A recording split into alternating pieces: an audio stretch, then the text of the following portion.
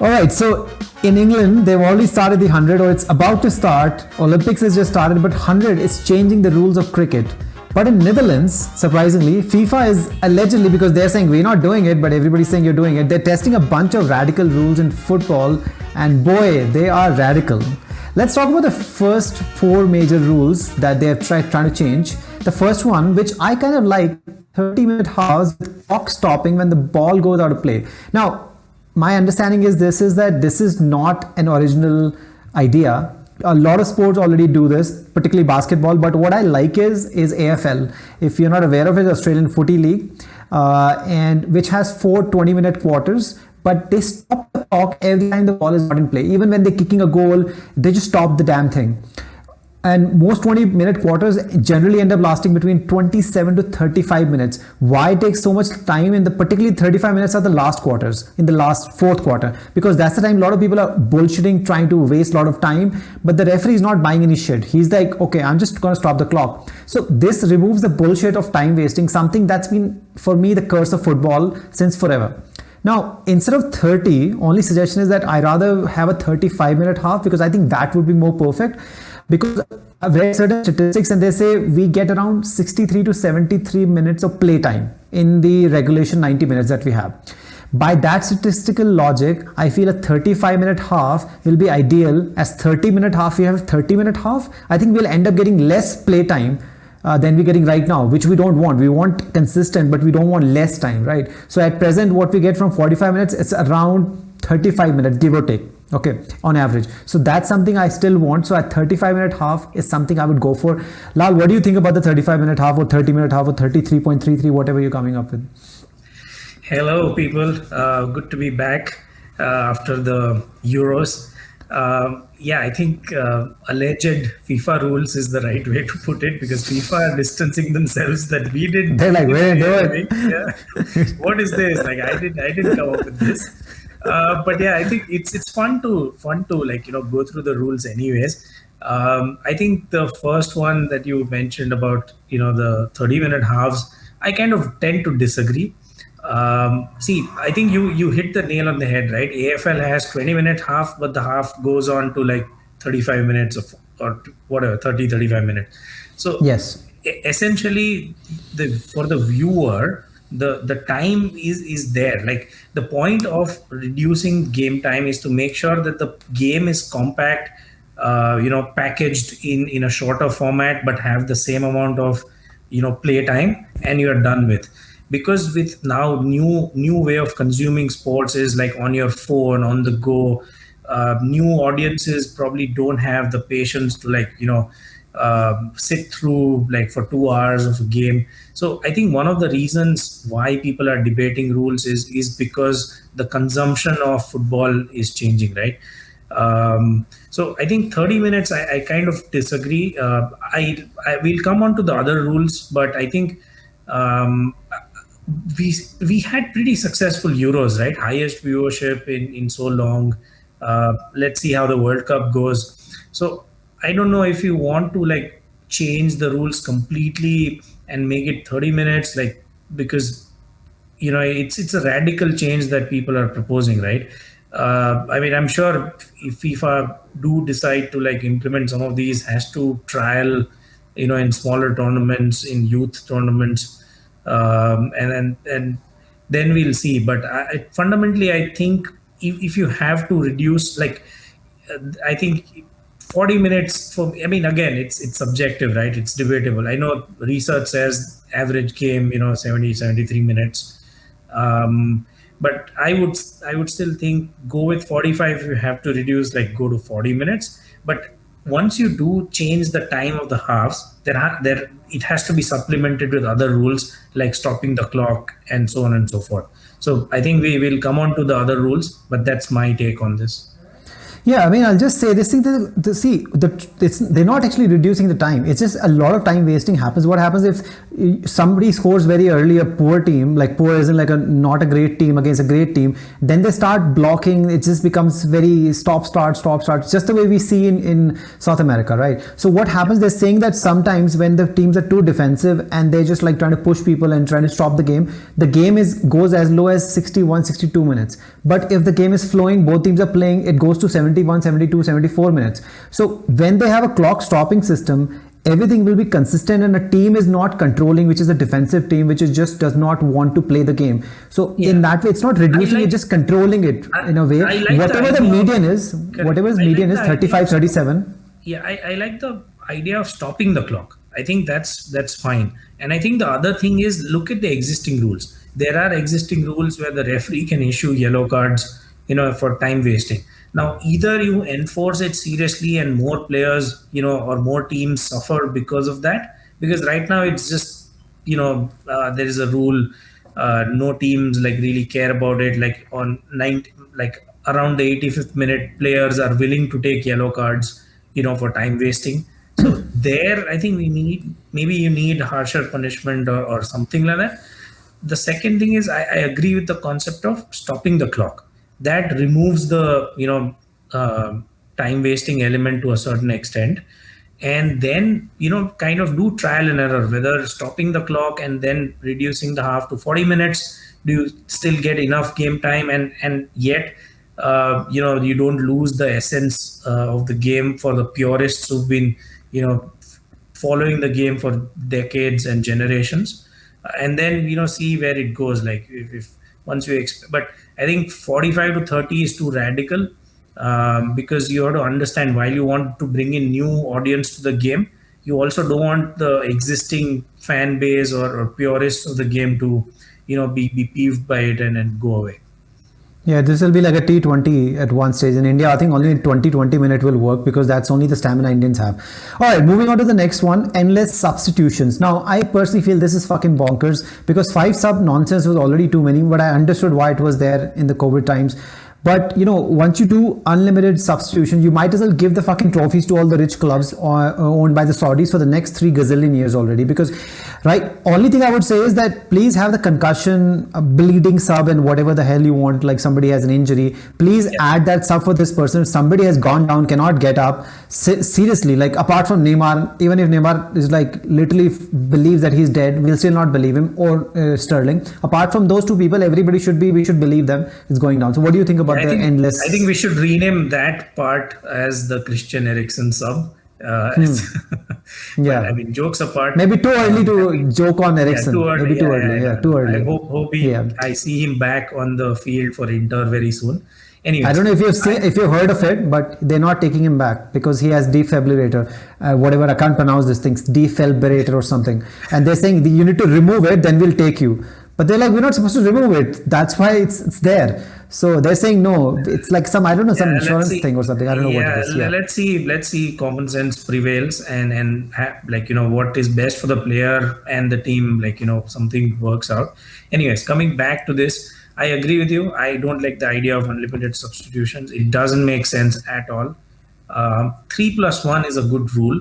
For COVID times, I was happy that you have 5 subs because of the compressed season and things like that. But 3 subs with 1 sub as whatever bleeding or concussion or things which happen which are out of your control. So yeah, I kind of agree with you on that. All right, if somebody breaks their leg, you got to give them extra sub. It's not fair that way. All right, let's talk about no throw-ins. First of all, I don't want to dismiss this outright. I don't see how getting rid of throw-ins makes the game worse because it's anyway football, it's not handball, and I don't think anybody's going to miss it apart from the throw-in coaches. Obviously will be unemployed now, and I'm not a throw-in coach, so I'm okay. I think this needs to be implemented, as we are saying, tested in over a season in outside the top 5 European leagues, because I don't think European leagues, the top 5 will take it right now, to figure out if this makes the game more interesting, faster, more offensive, more fluent, because I personally think it will. Just kick the goddamn ball. It's football. Yeah, I think this is interesting. We can experiment with that. Although I'm not too sure. Like, I mean, it could go either way, right? Because the rules of the game have been like this for decades, and someone way back in the time decided if the ball goes out, like just throw the ball in the game. Don't be so English, okay? Don't No, give me I know. tradition nonsense. Yeah. So I think it's a mixed Steven bag. I Nicol. think we can experiment with this, but think of the players like Rory Delap of Stoke. He made his career of throw-ins. He used to throw the ball right in the box. It almost became as good as a corner for Stoke City. When they were in the Premier League a few years back. So I mean, it's also like a tactical side. That there is talent to it. There are like throw-in coaches and specialists. So How about optional? How about optional? Optional. Make it optional. Whatever the fuck they want That's to do. perfect. They want to I agree. throw it, kick it. Like it's nice. It's better, right? I That way. agree. You don't have The to. only You thing, can do whatever. the only caveat with the kick-in is then you have to make another set of rules that how far the opposition players have to be from the touchline. Like, do you keep a wall or like it's? I think it's going to lead to probably more confusion and slightly more time. They can do the same thing, right? Like straight, like keep the game rolling. Don't waste time. Just get on with it. If they want to get on with it, then they can kick. Yeah. If they don't want to get on with it, they'll have to do this, like hand thing. I think I So, like the idea of optional. Like, leave it up to the teams and the players how they want to do it, but give them yeah, the it won't be like a free kick. It won't be like a free kick. You need to get on with it. Like just kick Yeah. it and just get on with it. Yeah. Also, like just pass it to the next person and maybe not kick in the air or whatever they want to do. Like just make it fair that way. And maybe make you it can pass faster. it The in a whole- Yeah, make the it whole idea is to make maybe it a back pass, slightly not a forward pass, back pass, something like that. Doesn't have to be super offensive pass. So they need to experiment. Then they can figure out what will happen. I think it will be interesting. Now the next one, which is 5 minute suspension, if you say in theory I like this rule, like it just because I'm always pissed off with this fucking yellow card people. They're deliberately yellow carding, but I think this will fail like socialism has failed 43 times out of 43 times it's been tried. It will be chaotic, impossible to manage. It will make the game stop-start so many times, and arguments with the referee will increase million times. Okay, now I don't even know how this can ever be implemented in South America, where every game has like 25 yellow cards and 7 red cards. Now they will need 5 assistant referees extra for this and 5 extra VAR officials to manage this. It's truly impractical. Like for me, you have to chuck it. You understand what I'm saying? Like every time somebody has to go, who is taking? Because this is not a game, right? It's not cricket. 5 minutes are over. The game is still going on. Football is in the play. The guy's like, oh, 5 minutes is over. I'm coming in. What is happening? It's going to be chaotic, right? When is the guy coming? Is he going to come in when the play is moving on, or he's going to hold on there waiting? Everybody's waiting. Like, okay, I'm going to come in. It's just like, you understand what I'm saying? It's just not going to work. Yeah, I think you're right. This rule is probably the the hardest to implement, and it may lead to more time wasting than cutting down on it. Because like players will like fight with or argue with the referee, the manager will come in and he'll go out and someone will time it and like how will you manage it? You understand? Imagine it. 3 or 4 people out. How times it? Who got it when? Like who got it when? Who got the yellow when? More than that, if the ball is in the play and the 5 minutes are over, will the guy just jump in or will Yeah, that's what I was saying. the ball to go out? And also when there's a brawl and then the yellow card comes in after like VAR and all, it's like when do you start counting the time? Who is counting the goddamn time? It's Like complicated. I don't think it's gonna get a mess. But I like, because why I like the idea, that's why probably it's coming, because there are a lot of people who just deliberately do yellow cards. They deserve to be like sit out for like a little bit. But this is just not manageable. It's gonna get chaotic, super chaotic. Yeah. Okay, the final one I want to talk about, the free kicks can be dribbled in immediately. Now I don't see how that's a bad idea, because this is almost similar to like when the referee gives you an option, playing advantage. Whenever somebody fouls and if you still have the ball, the team that's been fouled, they let them play, and the foul team, and I think the foul team must have the option to take the kick right away, or do the regular, which they normally do. Again, there should be a time bound thing, like if you take it within the first, like it's like when you do the DRS thing, you just say like, okay, you have 2 seconds, take it. If you miss out, then put the fucking ball down, because now you're confusing everybody. So what do you think about this one? I agree. I like this rule. I think the team should be allowed to dribble it straight away because imagine like if it's a free kick, there is so much time that goes, like people set up the wall for 5 minutes and the ref checks and there's pushing and shoving, and it's Another wastage of time. Clock keeps running. Yeah, so AFL they stop the clock. AFL they stop the clock at that time. These guys don't. So of these rules, I think I like this one. So I think to my mind, I think this should be like experimented and tried out. I like this rule. Teams should be allowed to like take a free kick, quote unquote, quickly, immediately. No need to like wait for the wall and set it up. Start dribbling immediately. This so I think, to summarize, to me, I think the stopping of the clock, the dribbling, the throw in, option of kicking it in. I think these two or three rules are something which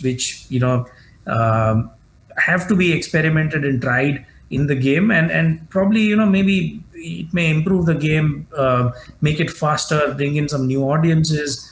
But yeah, I think the most ridiculous one was the 5 minute suspension. By the way, that's the one I want to really see happen without any extra referees or extra people. I want it to be implemented. I just want like one match, and I want to see what chaos this will create. People will be like, what the hell is happening? And somebody walked in, he's like, तेरे 5 minute हुए नहीं पूरे तो वापस जा. And it's like, what? It's done. I mean, wait for it. They should start experimenting in some of the South American. Somebody's grabbing. It's like one of the situation which happened with Kepa and Sari, right? And they're like grabbing and dragging him from this thing. That's what they used to say, right? There was like, because Sari was so nice, it was Atletico coach.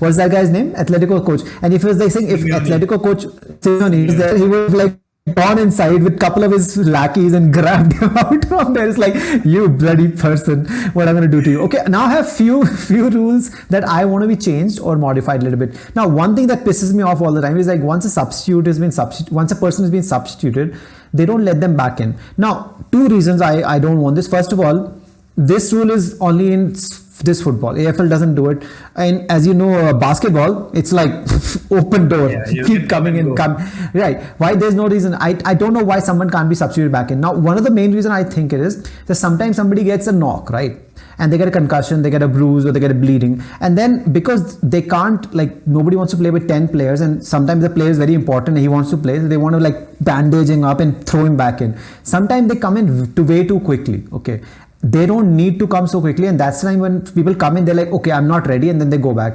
Instead, all they needed was not 2 minutes, they needed 5 minutes.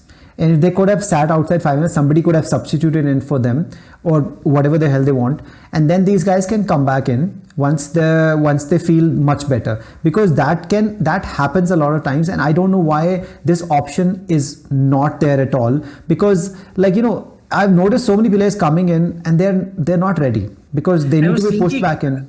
Yeah, I think I was thinking about this, but think about it. Like, if a coach makes a tactical error, let's say the team is winning 1-0 and he takes off his attacking player and puts on a defensive player at whatever 85 minutes, and they still concede a goal and it's equalized, and then the guy who made the blunder, you give an extra opportunity to bring back your attacking player.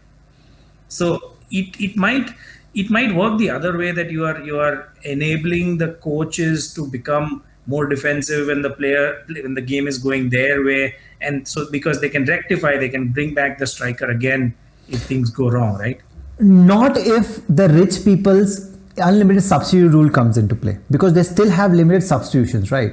I just want, again, this to be experimented at some stage. Let's see how this goes, because as long as we have only 3 subs, you don't have the luxury of constantly, even if when somebody gets injured, you still have to make a decision when in 5 minutes later, will this guy be better or not?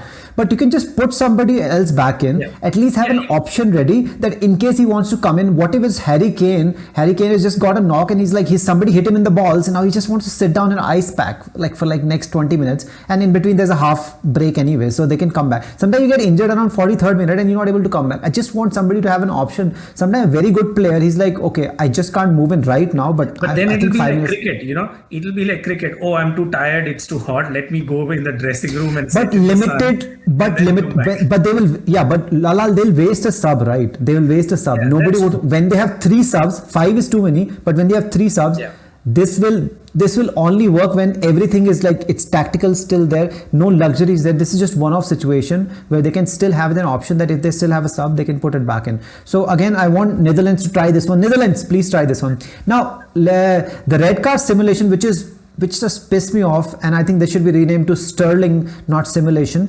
Sterling School of Diving, and also his name is Sterling, so it's very Sterling. You can call it the Sterling card. The Sterling card. No, I want this thing. The yellow, red, and Sterling.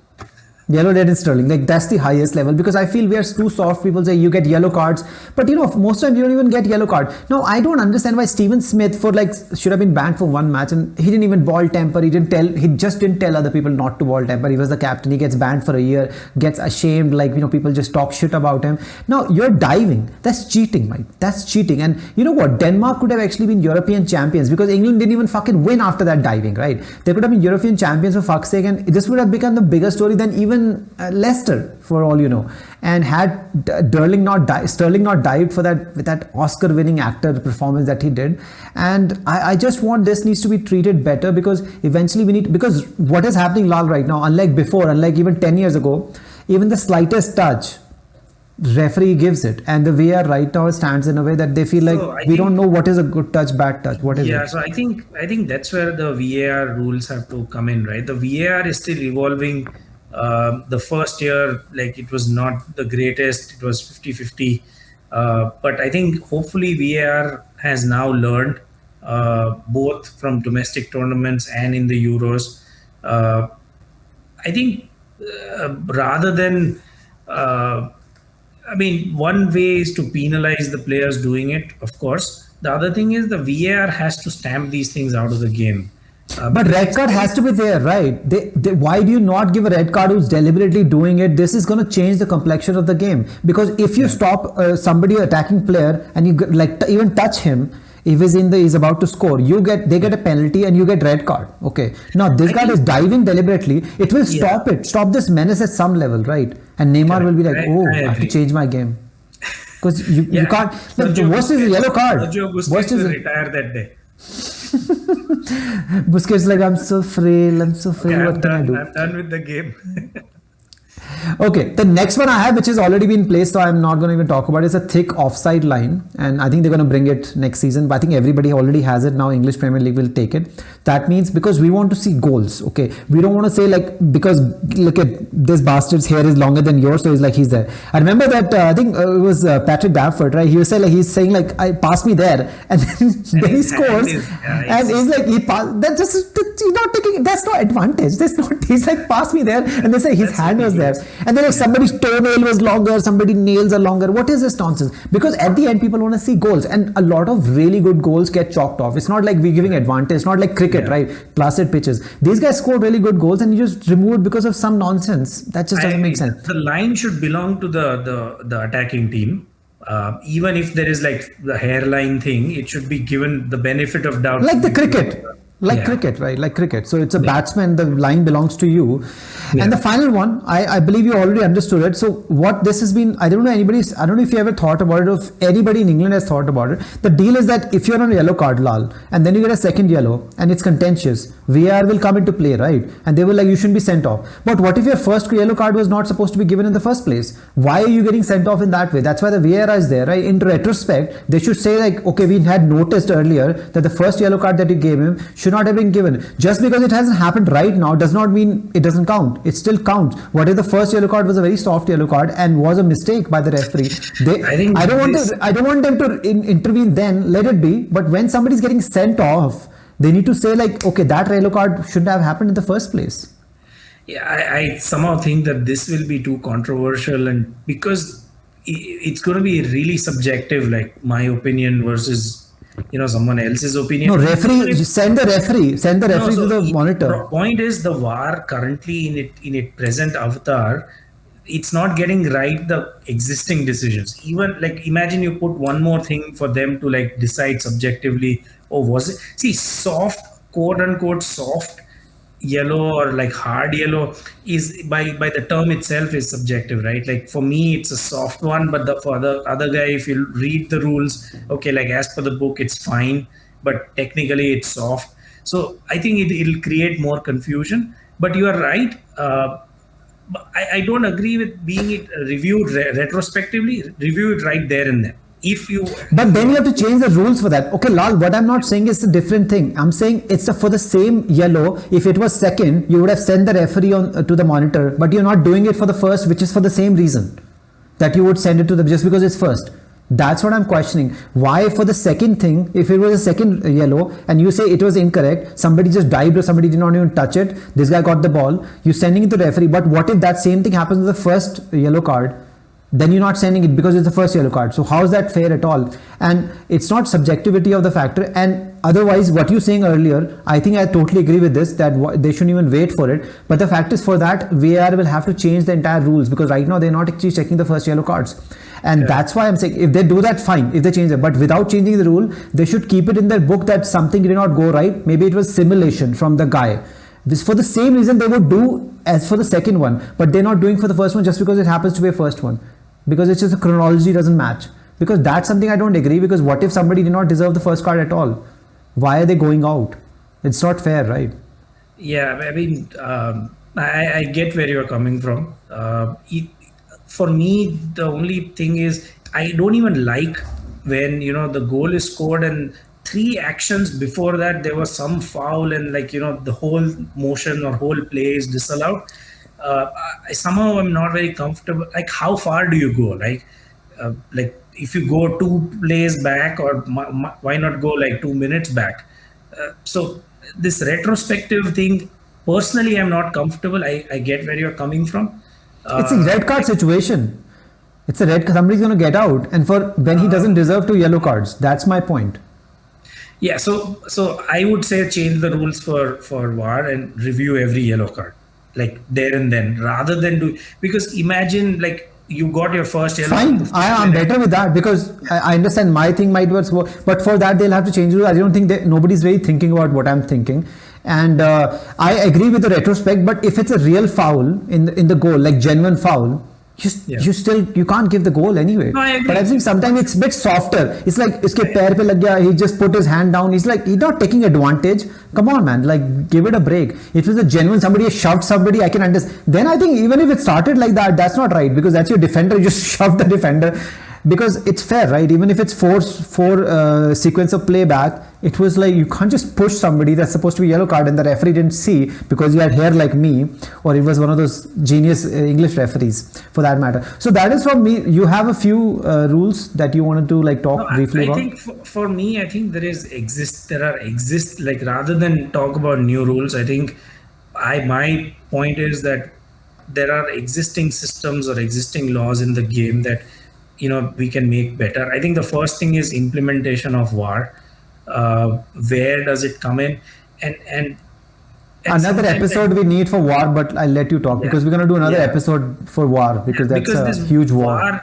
Yeah, I think the VAR has like brought in more like discussion. So people say that VAR was brought in to take out obvious errors from the game. That's fine, but it also has to do a lot more. It's kind of, sometimes it's even missing the obvious, and I think the rules around VAR have to be reclassified and redefined. And you are right, it's a topic unto itself. We can discuss and debate that. The other thing I wanted to maybe think about is the offside rule in general. Right? I know we briefly spoke about it. Like the line, you're right. I think we addressed it, the thickness of the line. Who does the line belong to? I think that's where things need to change, because too many good goals have been disallowed because of the idiotic rules around that.